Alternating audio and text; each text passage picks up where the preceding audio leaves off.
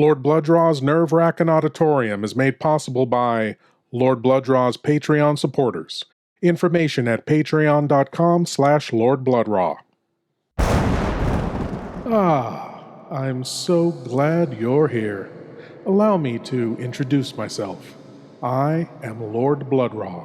I host horror and science fiction films on my TV series, Lord Blood-Rah's Nerve-Wrackin' Theater, but here, in this cool, intimate darkness, I'll be presenting tales of horror and the uncanny solely for you, alone. In this auditorium within your mind, you will coalesce the settings and the players from the ether of your imagination. Your terror will be your own creation. This is the sorcery of sound, the subtle magic of old-time radio, horror.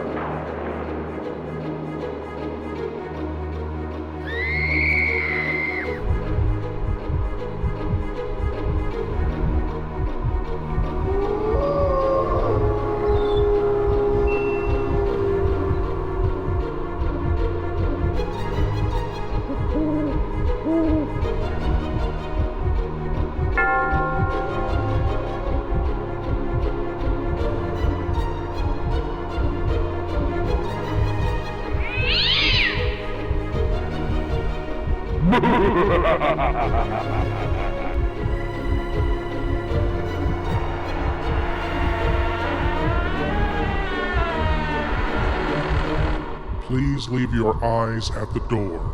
You will not need them. This is Lord Blood-Rah's nerve-wracking Auditorium.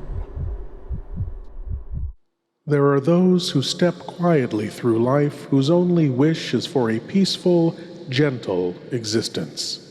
They bear the thousand slights and impositions the world can inflict with forbearance and, to smooth things further, perhaps a submissive smile. They wish nothing but to exist in peace and not to harm or be harmed by anyone. But everyone has their limits, and when these quiet ones are pushed beyond theirs, they exact a heavy price. Speaking of Price, our story tonight stars Mr. Vincent Price and a fellow icon of horror cinema, Mr. Peter Cushing.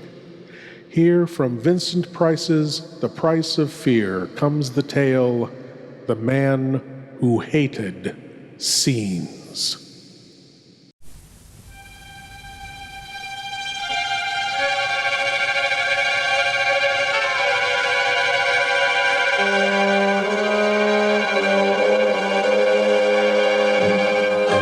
The Price of Fear, brought to you by Vincent Price.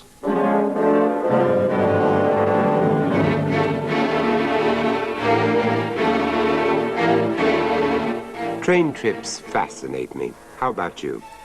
If the answer is yes, then this story, which I have chosen to call The Man Who Hated Scenes, might well appeal to you.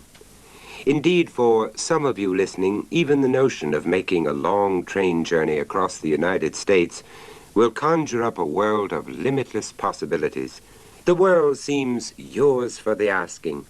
Right from that first whistle blow, right from the first shudder as the giant locomotive grips the tracks and pulls its human cargo away from the commonplace and the familiar towards the romantic and the unknown. Others of you, of course, might prefer to regard such a journey as simply a respite, a period of temporary seclusion, a chance to simply sit and think. My own inclinations vary, and I suspect come somewhere in between. In any event, in the diner of a train speeding across the States, or in the kitchen of my own home, I have always considered conversation at breakfast as something of a chore. And so it was, as I watched the little man coming towards me, my feelings were a mixture of resentment and dismay. His voice proved as tentative and deferential as his general demeanor. You won't mind if I share your table? The fact that the rest of the diner was still completely empty and the stranger seemed perfectly prepared for me to refuse ultimately made no difference to my polite reply. Will you? Oh, no, please do. I'd be glad for the company. Oh, many thanks. Insomnia. Don't you know? I've been a martyr to it all my life. Oh, I'm sorry about that. But still, it's nice to know I'm not going to be the only one for breakfast this early. Oh? Yes, when I came in a few minutes ago, the dining car attendant looked as though he'd just got out of his pajamas and could certainly see no reason why I wasn't still in mine. That he wasn't angry, was he? Well, let's just say not your usual service with a smile. I see. You must forgive my asking. It's just that I could perfectly well come back later if it were more convenient for them. Well, there's no point in making us there. I do so hate scenes. He glanced nervously away as the same sleepy waiter approached us from the service area. He gave his order in an apologetic, hardly audible voice. Just coffee and lightly scrambled eggs, please. Are you going all the way to New York? Hmm? Oh, much further, much further. I'm traveling on the QE2. We embark on Thursday. Oh, home to England, then? Oh, no, not for a long time yet. Cherbourg first, then the Sun, the Riviera, perhaps, Italy, the Greek islands. I haven't made up my mind. Oh, I do envy you. Then you shouldn't. No? No, it's just a case of doctor's orders. It's my nerves, you know. It's any kind of excitement to be avoided at all costs. Yes. Yes, I do understand. I think you really do. For some unknown reason, I'm sure you do. So, my friend, you can imagine the kind of state I got myself into when I discovered my wife was being unfaithful to me, can't you? Your wife? Marilyn. So beautiful, so very, very beautiful. Oh, but perhaps you'd care to judge for yourself. I just happen to have it. It's only a snapshot, but it doesn't do her justice, really. But, yes, here we are. It was taken at the side of the pool, don't you know? Our pool. It's very impressive. Marilyn loved that pool. I'd accepted and studied the photograph. Yes, the girl was certainly beautiful. There was no denying that fact. Even though the photographer had caught her just on the point of emerging from the pool, her charms were not only obvious, but a trifle too obvious.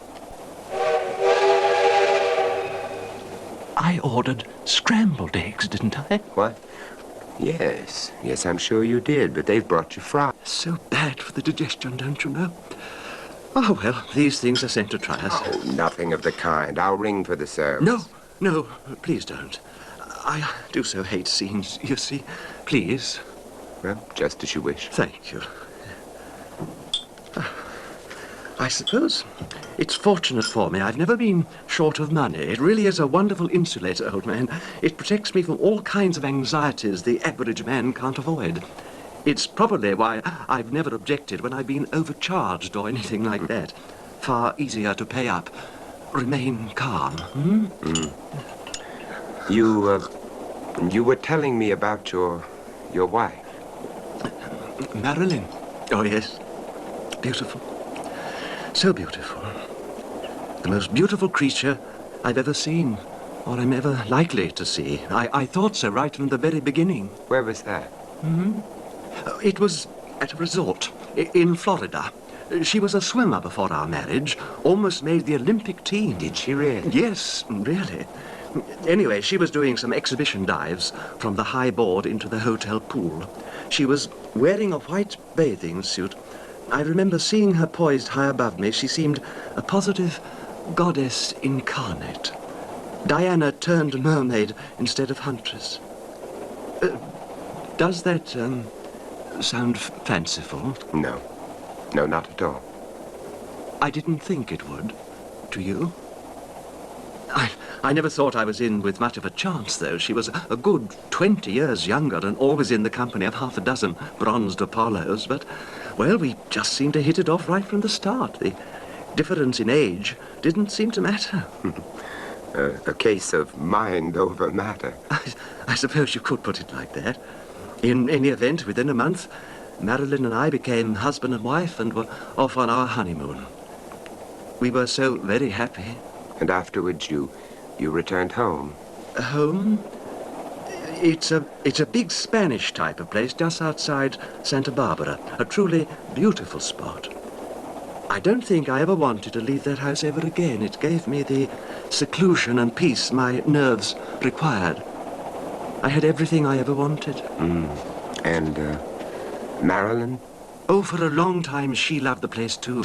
We'd splash about in our pool every day, and often I'd just lie in the sun and watch her diving. And sometimes... Yes? Sometimes we'd send the servants away for the day and, if you'll pardon the expression, we'd swim in the nude. Well, it was genuinely idyllic, my friend. In an age when all the graciousness seems to have gone out of life. Idyllic. So much so that when it finally came, Marilyn's outburst took me completely by surprise. What's so surprising about it, for God's sake? And you needn't think I'm so dumb as to not realize what you're getting out of this setup, either. Getting out of this set? Yes. This place, miles from anywhere, perched on the edge of nowhere. Well, it exactly suits your ends, doesn't it? I thought you liked the house. A rich, eccentric, middle-aged recluse, comfortably ensconced in his 20-bedroomed ivory tower. I've always felt you shared my preference for the solitary life. But not the godforsaken. I don't understand what you're getting at, Marilyn. Don't you? Really? For a gentleman of your intelligence and breeding, I should have thought it altogether too obvious. However, I'll tell you. It's quite simple. Marilyn, dear, do you think you ought to drink so much? You didn't have the guts to stay on here and go it completely alone. So, for once in his life, one hermit ventured forth. He took a little trip into the big outside world with the deliberate intention of trapping a little spouse to keep him company. I've never thought of our marriage as a trap. Ego being what it is, I'm damn sure you haven't. But take it from me, it was just an arrangement right from the start. An arrangement to suit your own ends. I've always tried to put your happiness first. Happiness. That's a word from the past. But I've given you everything you've ever asked for. Everything. I'll grant you the bait was acceptable enough at first. Bait? Of the very finest quality, there's no denying, but bait, Harry. Marilyn, I love you. I still love you. Oh, maybe you do. Enough to go back? Back where? To where the arrangement started going wrong. To our original arrangement, Harry. New places, new faces, forever and ever, world without end. It is not an arrangement. It never has been. It still is. And shall I tell you something else? It's never gonna be anything more, Harry. Poor Harry. Poor Harry.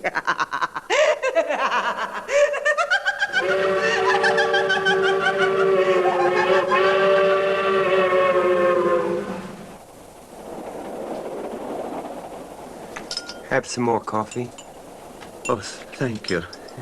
So, she got her own way, then? New places, new faces. If it had been in my power, she would have got her way. If it had been in my power, I'd have given her anything. Knowing what a person is doesn't necessarily mean you stop loving them, does it? No, I suppose not. So, you left the house? Oh, no. No, it never came to that. Oh, it was what Marilyn had insisted upon and what I'd agreed to. A really long trip abroad. A chance for us to find each other again. Extraordinary how absolute naivety has a charm of its own. But as things turned out, it simply wasn't to be. Oh? Well, on the eve of our departure, I was taken ill. Desperately ill. As a result of the quarrel? Well, my doctor called it acute emotional stress. You see, I've never been able to stand scenes of any kind, and in this case, well, my only defense was a period of total mental withdrawal. A self-inflicted coma, if you like.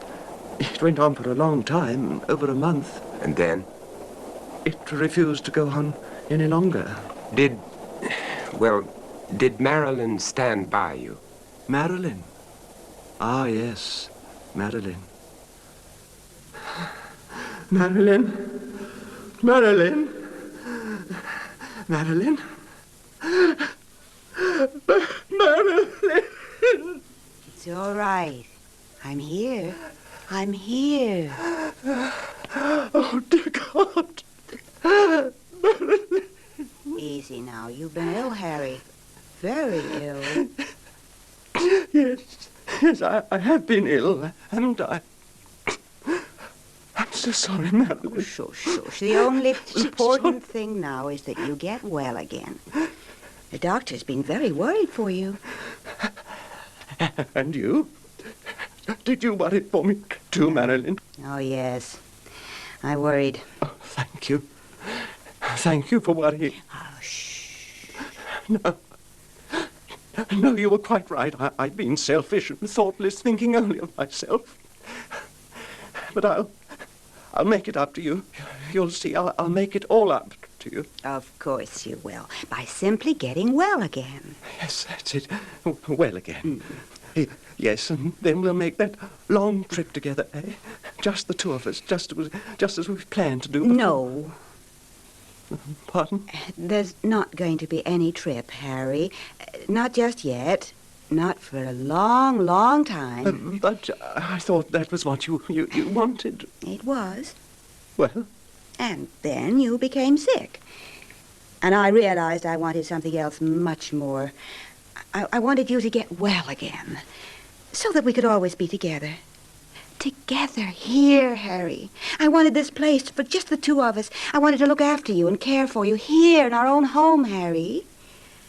And I decided that the most important thing in the world for me was to make it into a real home. Not some kind of show place. What? Not some kind of domestic hotel either, where everything gets done for you at the press of a button. But I'm not sure I understand what... It's perfectly simple. I got rid of the servants, Harry. The servants? We never really needed them. Don't you see? It was they that came between us, Harry. Our only real happiness came when we were allowed to be alone together. But how are we going to manage without them? Easily. I've already arranged it all, and it's working wonderfully. A woman comes up from town every morning to take care of the heavy work. I can get anything we need by making a phone call and having it delivered. Well, what more do we need? What more can we ask, huh? Nothing, my love. Nothing. Just the two of us. Just the two of you. And tell me, did it work out like that? No. No, not quite like that. Well, how? As the weeks went by and I got steadily stronger, Marilyn thought the occasional change of scene might speed my recovery. Nothing too far afield, mind you, nothing too taxing, just a little jaunt along the coast, the odd picnic in the hills. Well, my nerves being what they are, I've never felt confident enough to drive myself, and Marilyn didn't really feel up to it. We had got rid of my old chauffeur along with the rest of the staff, and so... So you engaged another one? Marilyn engaged one. His name was Charles. I had no objection to her choice. My own newfound happiness was such that I was scarcely aware of him. What was he like? Charles? Oh, he was in his mid-20s, I suppose. I dare say handsome, in an obvious sort of way. But, as I say, I was hardly aware. Not until that night. The night when... Oh, my God. Dear God. Dear God. That night is still with me. I woke up with a start from a very deep sleep. Marilyn had taken care to give me my usual quota of sleeping pills, but for some reason on this particular night, they hadn't done the trick. Perhaps it was meant. Well, for several minutes I just lay there, perspiring heavily, getting my bearings, aware only of the ticking of the clock. Then I called out for Marilyn. Yes, I didn't want to disturb her, but I needed another sedative badly. But when she didn't answer, I got up and went to her room. She wasn't there. At first, I thought she must have got up for something, too, until I saw her bed hadn't been slept in. It was almost 2 o'clock in the morning. I was a little alarmed, so I began to look for her. Marilyn? Marilyn? It wasn't until I reached the downstairs living room, which opens onto the patio, that I heard voices. I opened the patio doors. The voices were clearer now. My wife and our chauffeur, together at the pool. I understood at once. It was back, and they'd taken the precaution of not turning on the pool light. Shall we do our dive now? But I could hear them laughing and talking in low, intimate voices. I heard them climb the steps to the high board and dive together into the deep water.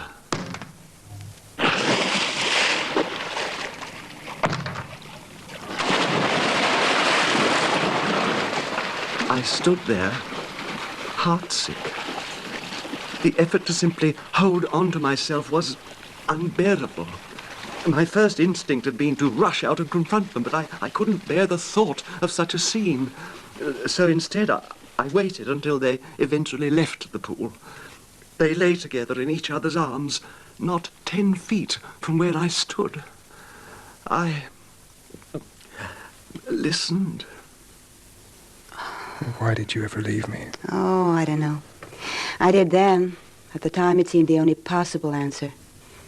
But I know I never stopped loving you, not for a single second. So you sold out and settled for this instead? Oh. I'm sorry. I didn't mean it to sound like that. I settled for both of us, Chuck. Oh, but you still don't know whether to believe that or not, do you?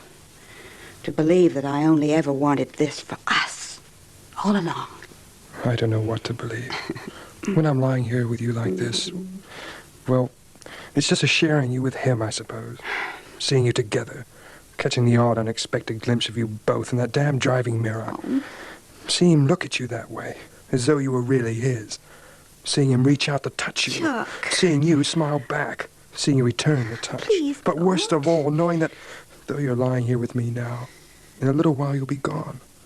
Because there's still some part of you that belongs to him. Belongs. It never has. It never can. It never will.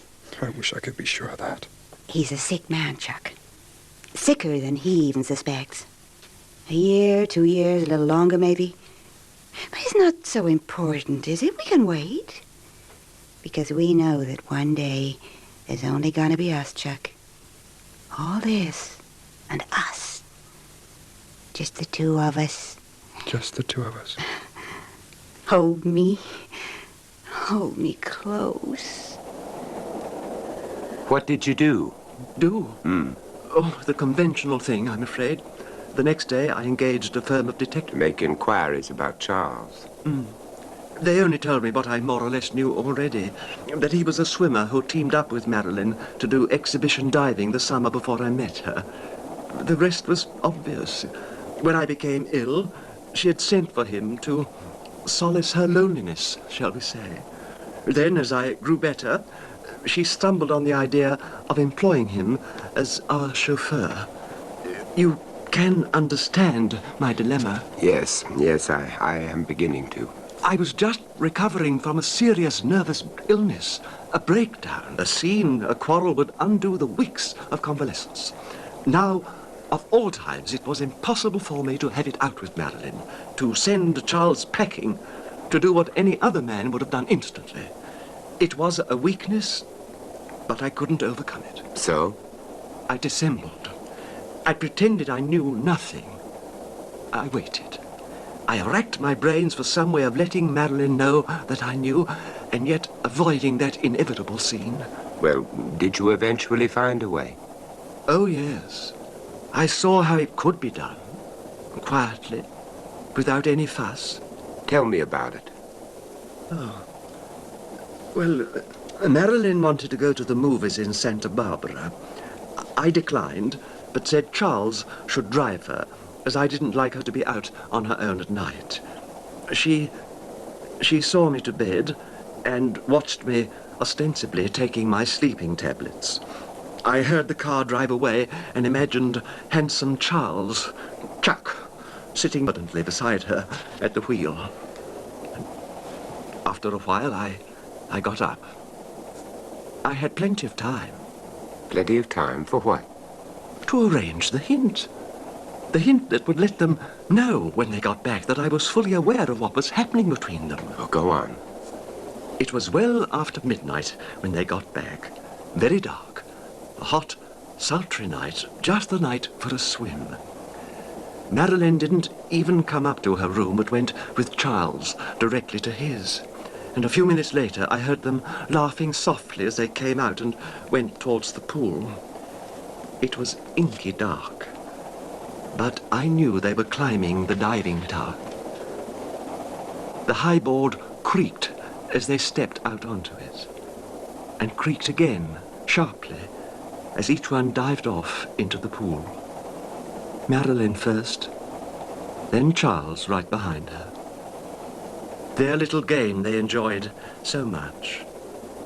It was too dark to see a foot in front of you, but of course to swimmers of their skill it made no difference. In fact, I rather imagine it added to their fun.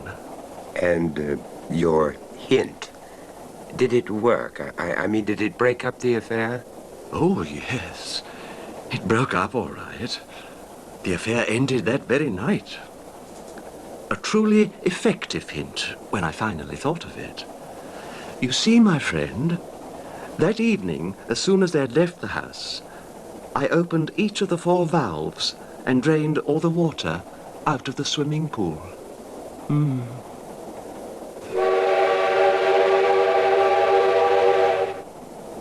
The man watched me, waited. I could think of nothing to say. After what seemed an eternity of silence between us, the train entered a tunnel. It was like the fall of a curtain.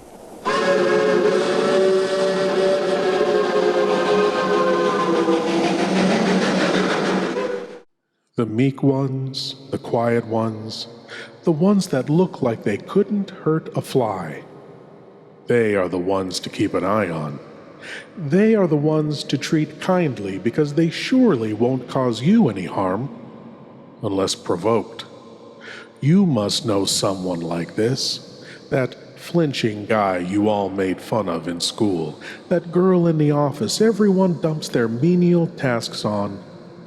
They can only take so much, and then maybe you should do something nice for that quiet, put-upon person you know, before it's too late. Thank you for joining me in the Wrackin Auditorium, and I hope you'll come again. But now it's time for you to rejoin the, real world. I am Lord Blood-Rah, and I'll be waiting here for you in the shadows of your mind until the next time you seek the darkness. Good night.